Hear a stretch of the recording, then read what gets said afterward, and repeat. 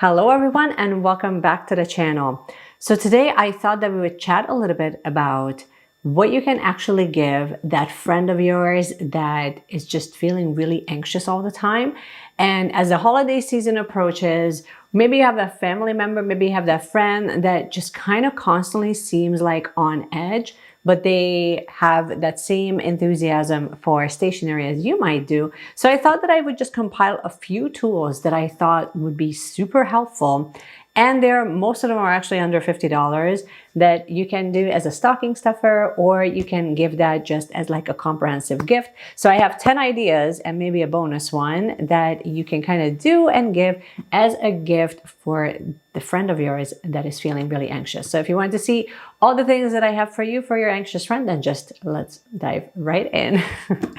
So the idea honestly came from the fact that, as many of you know, I do struggle with anxiety all the time, and I tend to kind of gravitate towards like natural tools and figure out what works for me and what doesn't work for me, so that, you know, eventually I do share those tools both with my clients at the clinic that I massage at, as well as obviously here within the YouTube community. I know that most of you kind of struggle with something similar.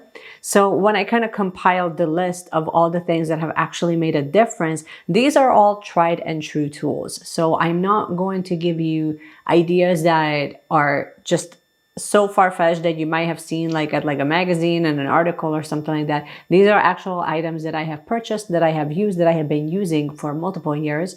So these have been tested. And I wanted to kind of give that from a perspective of someone who has actually used it versus just kind of put together like a gift idea list for the sake of putting it together. So some of them are physical items and some of them are going to be something that you can actually do. So it's not necessarily that you have to go out and buy them, but I thought that because they make a big difference, then why not just share them with you? So let's get started. And if you see me look to the side, it's because I'm looking at my trusty little notes.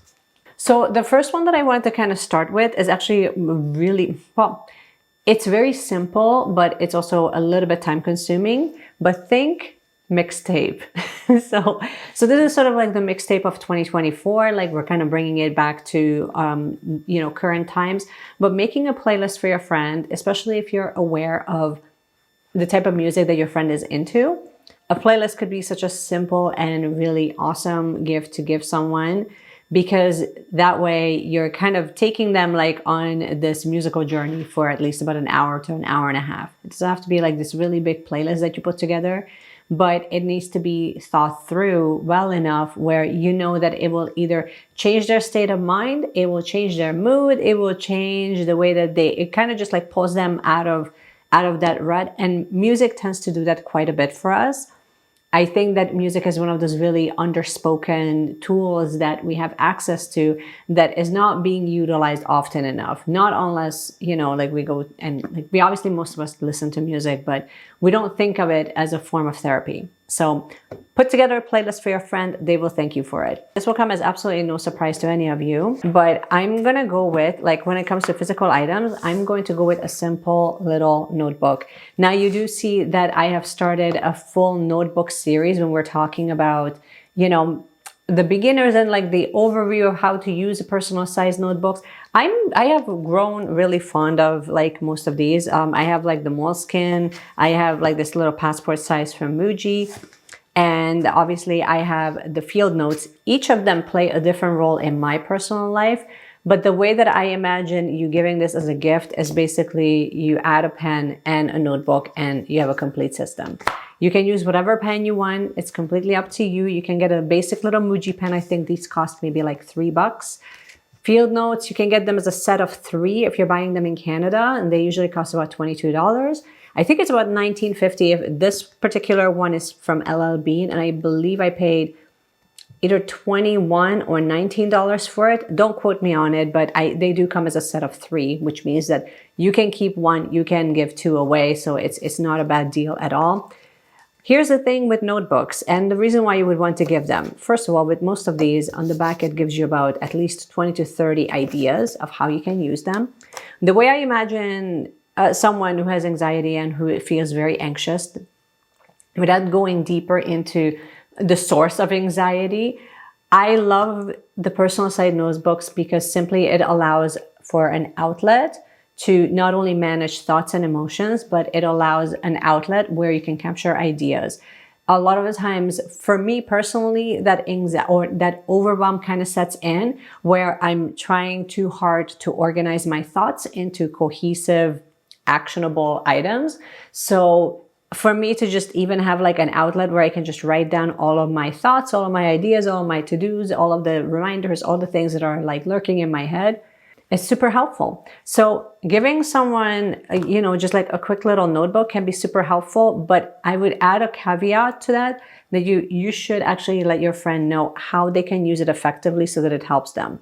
You can also just let them kind of run with it. If they're already open to stationery, they probably already have a notebook. If they don't have any, if they don't like stationery all that much, then this can be like sort of like a starting point to just write down their day-to-day to-do list, any reminders, any appointment reminders. So it's sort of like using it like a small little compact planner without making it a planner, essentially. Next up, and then obviously like you can go fancy and get something that has like more pages in it, or you can go a smaller size.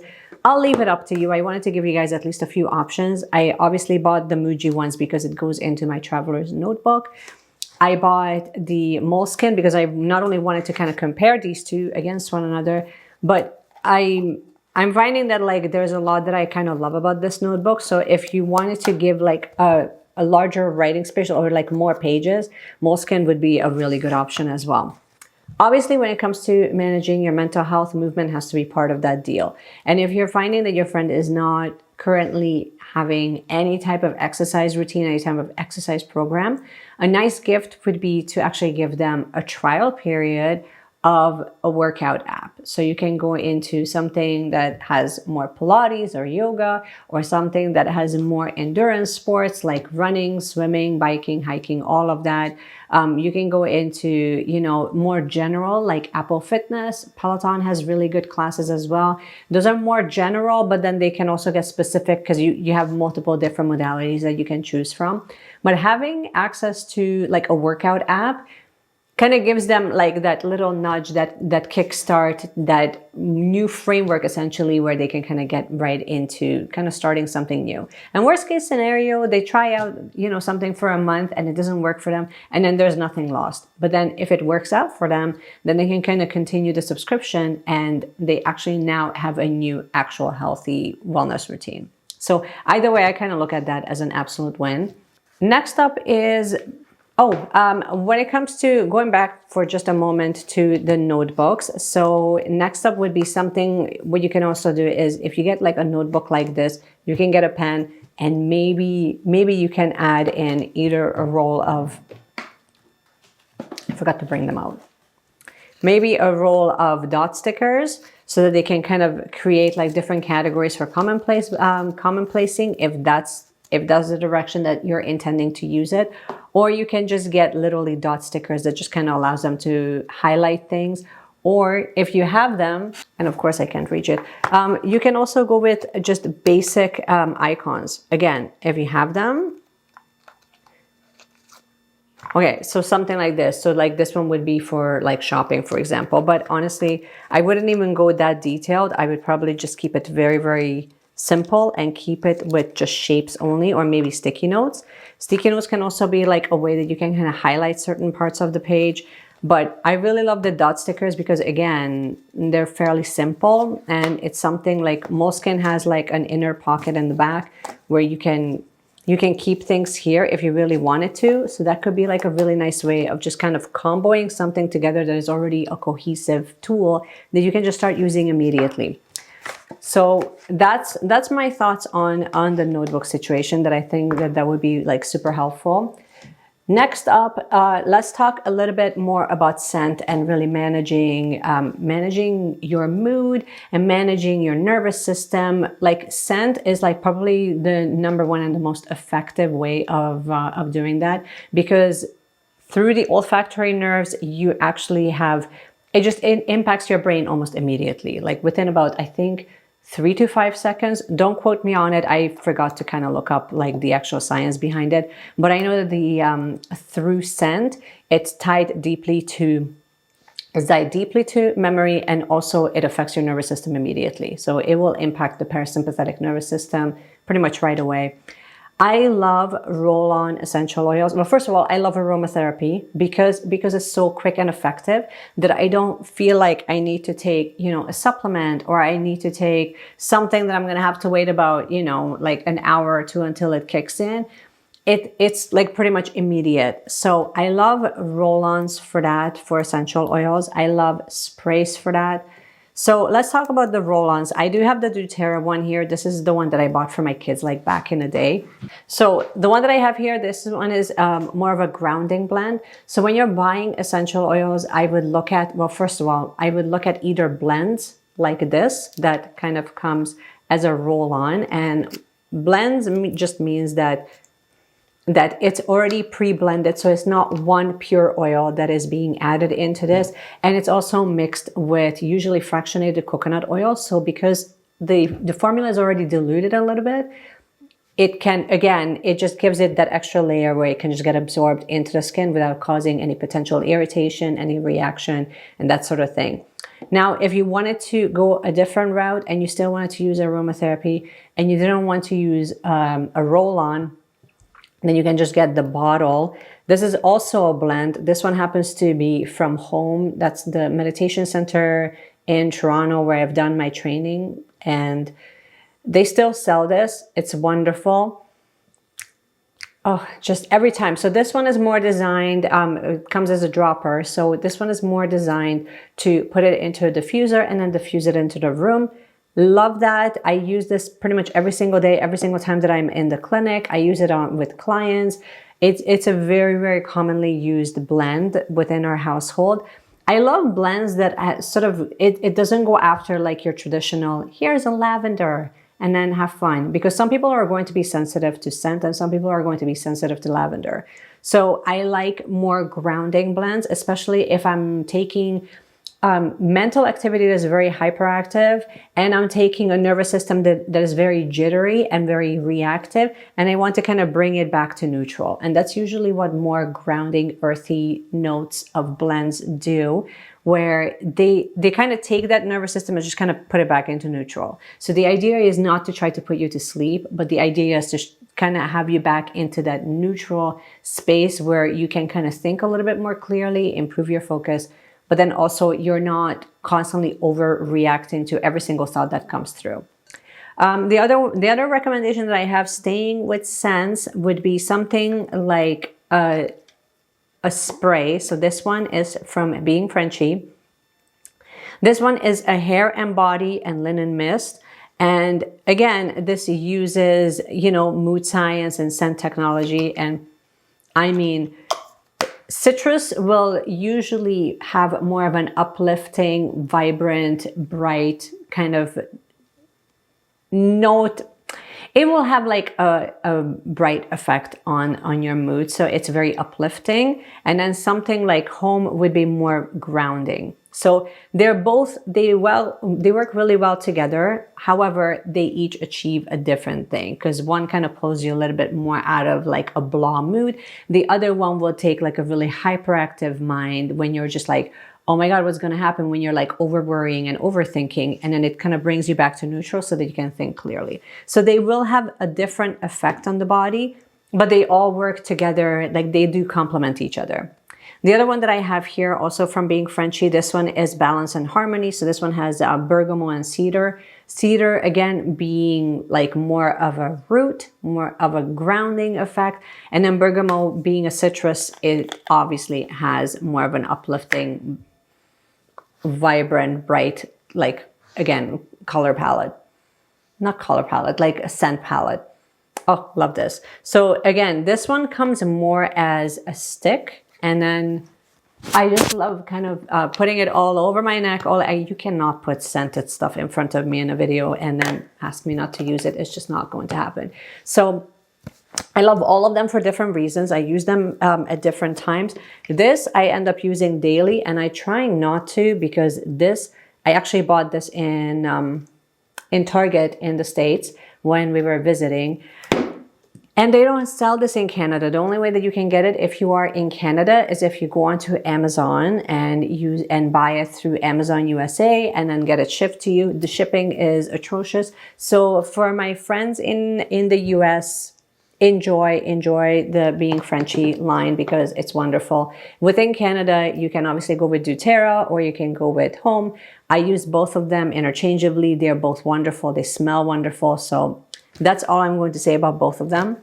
Now let's move on to more writing and kind of processing emotions and those types of tools. So as much as I would love to say that you can just give a journal or you can just give your friend just a piece of paper, just a blank notebook and run with it, these small ones are going to play a totally different role, in my opinion, than a guided journal. A guided journal can be really, really helpful if someone is not actively journaling, which is sort of where we're going with this. So I remember back in the day when I started my journaling journey, and I actually bought my first journal, and that was the 5-minute journal. And literally, obviously, I had a lot more to say than the 5 minutes that this allowed for me, but I like this because it is very easy. The days are laid out to you the exact same way. You have a morning routine and an evening routine. It's very compact and it allows you to also just kind of process things in a very quick and concise way. It can be a really, really lovely gift to give someone who has a really hard time kind of condensing their emotions. And we kind of talked about that briefly in one of my previous videos when we were talking about mental health and notebooks, where really, like, if you allow someone who has a lot to say to kind of have this run-on thing going on, then we might not actually get to the point. We might not actually get to the main meat of the main thing that is bothering them. So that's what this kind of cuts through a little bit, where it's asking specific things like, what are you grateful for? What would actually make your day today great? What would make it a successful day? And then what your affirmation is. Now, you can rewrite these prompts if you really wanted to. So if you don't want to work with affirmations, you can just work with, like, what is your mantra? What is your intention for today? What is something that you want to focus on? And then you can use this line for that. And at the end of the day, it just asks you to list 3 things that were amazing today, and what is like your takeaway? What is something that you learned that would have made it great? Or what is something that you could have done better, essentially? So I like this because it's simple, it's blank, so that it's not a dated journal, and you can kind of write in the dates as you go. So in that regard, I do find this a really user and beginner friendly journal, and it's beautiful. You should actually follow them on Instagram because they have like the most insightful posts ever. So just a little side note. Next up, let's talk about still staying with journaling. I don't see many people talk about this very much, but different decks, oracle decks, that sort of thing has become quite popular in the last few years. I know because I bought most of them. And I happened to stumble upon, and I'm going to share the other one actually too. I happened to stumble across this company called Mal Paper. I believe they're Swedish. Don't quote me on it. I can't remember if they are. They're either French or I know that they're a European brand. Anyways, they do make these little decks. One is called the affirmation deck. The other one is called the mindfulness deck. I love stuff like this where it's not necessarily a tarot deck and it's not an oracle deck where you have like an image and then you kind of have to dissect it and figure out what the message is underneath it. This is very much like you open it and you start using it. So the mindfulness deck, it has, obviously it has just like a normal backing, and then you just kind of shuffle the card. And you can pull a card, and then it has like a full exercise for mindfulness. So this one says transition mindfully between your work and home life. And after you put work aside, it's time to move on from workplace responsibilities. Visualize yourself in a calm and restful relaxation space. Hang your work tasks in the hall and allow yourself time to recharge in this relaxing space. So it would literally give you mindfulness-based exercises that you can apply. So you can use this in a multitude of ways. You can give this to your friend who kind of struggles with applying mindfulness into day-to-day life. And I find decks like this are wonderful. The other one that I have is an affirmation deck. And this one, it's exactly what it sounds like. It just has like these really beautiful affirmations. So this one says, I appreciate others and their views. So you can use these just as a daily affirmation, or you can use them as a way to kind of prompt you into journaling what that actually means to you. Like each experience teaches me more about my capabilities. So then you can kind of use it as like a jumpstart point of, okay, what does that really mean? What are my capabilities? What do I believe my capabilities are versus what other people are telling me versus what I have already proven to be my capabilities, right? Like you can kind of run on with that a little bit if you wanted to. You can make it as superficial or as deep as you wanted to, but I think that someone who kind of struggles with like just organizing their thoughts and not overreacting to everything, having something like that as a tool can be like a really nice like a grounding baseline that can kind of give them direction, or at least help give them direction. So these are the two little decks that I would highly recommend. I would also go with magazines because I'm a huge fan of magazines, because especially someone who gets really overloaded with information very easily. Sometimes reading a book can be such a big task, especially if your friend might not be a reader. Sometimes I have tons of time and then I'm really like honed in on reading books and then I read a ton. Other times I literally just don't have the mental capacity for it to stay with it long enough because I tend to get distracted, or I tend to get interrupted by a lot of people often on a day-to-day basis. If you have children, you 100% relate. So I love stuff like magazines like this. So what I have here is, I have about 2 different options for you. Is it 2? I think it is 2. Yeah. So I have 2 different options for you. I have a couple of different variations of this. Search for either one and you'll be good to go. And you can get them digitally. I don't know, I'm a sucker for getting like the physical actual item in my hand. So first one that I have is called Breathe, and the Breathe has different editions. So this one is a mental health edition. They do release a bunch of journal editions, and then this one is building better habits. So it's very much in line with a lot of the things that we have been talking about in this channel in the last little bit of, okay, how do I create space? How do I organize my time so that I have time for the things that I actually wanted to do versus just getting sucked into this machine of what I feel like I need to be doing? They have them like organized really thoughtfully. And a lot of the times they also give you some journaling prompts as well, which is why I like it. So they would kind of talk to you about like outlining an idea, and then they would give you journaling prompts so that you can kind of more expand on that thought, which is really lovely. It talks about exercise, obviously, spending time in nature, decluttering your like inbox. So like things like digital detox is a huge topic. Being environmentally conscious, being conscious of your time and your energy, adding experiences to your life that are actually meaningful, adding mindfulness to your life that is meaningful. All of those things, they become part of like the foundation of a lot of the things that these magazines talk about, which is why I've been buying them for years. I will say, if you're in Canada, they have it at a few places in Canada, so you can buy them at like bookstores. They cost about 20 bucks, so it is more pricey, but it also doesn't come out every month. So if you wanted to have this, you would basically need to see, like this one essentially is just like a journaling prompt. You would need to kind of go to Breed's website, and then you can kind of subscribe for like the whole year. But there's only like 9 issues that come out. In Canada, it didn't actually make sense for me to subscribe because the cost was the same as if I were to go and buy each issue as I go. So just keep that in mind. But I mean, when you get it, please get it. The other one that I have is In the Moment, and In the Moment is also a British mindfulness-based magazine. I love this as well. I find this a little bit more helpful, but my issue with In the Moment is I don't believe that they print it anymore. I think that you can still buy them digitally. Artwork, stunning. I mean, like a lot of times I would love to like take some of the imagery and then just put it into my journal because it's so beautiful.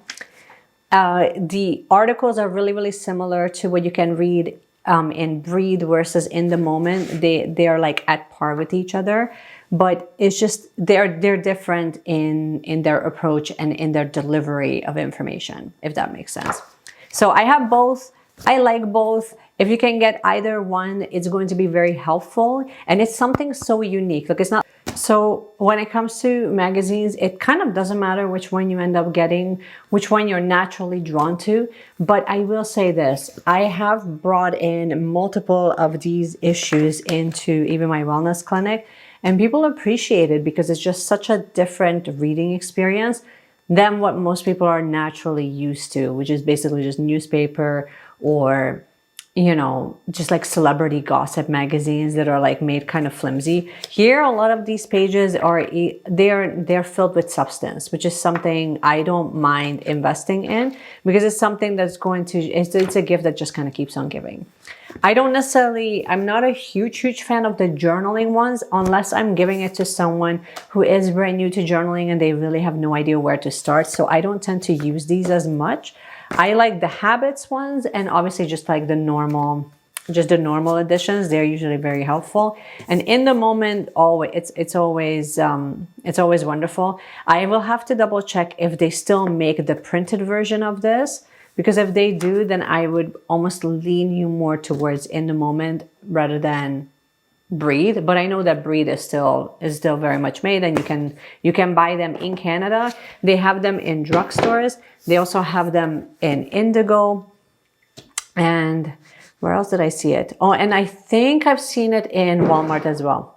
So those are the three places that I've seen it being sold. Online, not so much. You can buy a few editions on Amazon, but Amazon has really old backdated editions. So in case you're wondering where you can get some older editions. And that's it. And my one bonus idea for you would be to take your friend, again, to look for events and activities that involve animals. Because again, bringing your friends, well, assuming that your friend is an animal lover, but taking your friend to experiences like goat yoga, puppy yoga. It doesn't always have to be yoga, but I've seen experiences where it involves like young animals that can also have an effect on the nervous system. It has been shown to kind of calm the nervous system in many ways, or just invite your friend over so they can hang out with your puppy if you have a dog. So little things like that. It doesn't always mean that in order for, in my opinion, in order for a gift to be successful and to be considered a great gift, it just has to have like a well-rounded understanding of who you're giving it to and making it more personal versus just giving anything and making it more about the cost of the gift itself. Like, oh, our limit was $20 and I need to stop when I hit $20. It doesn't have to be like that. You can buy a really beautiful and meaningful gift, and you can give a meaningful gift without it actually costing you anything, but still allowing it to be a home run. So these are all my ideas. Let me know in the comment section. This is your question of the day. Let me know which one of these ideas would you consider actually gifting to any of your friends or family members who struggles with anxiety. I would love to know in the comment section below, and let me know. And of course, if you're finding videos like this helpful and useful, make sure that you subscribe and hit the notification bell. Obviously, share it with anyone you think you would find it helpful. And just keep planning, keep journaling, keep doing all the things. And I cannot wait to see you in my next video. Bye.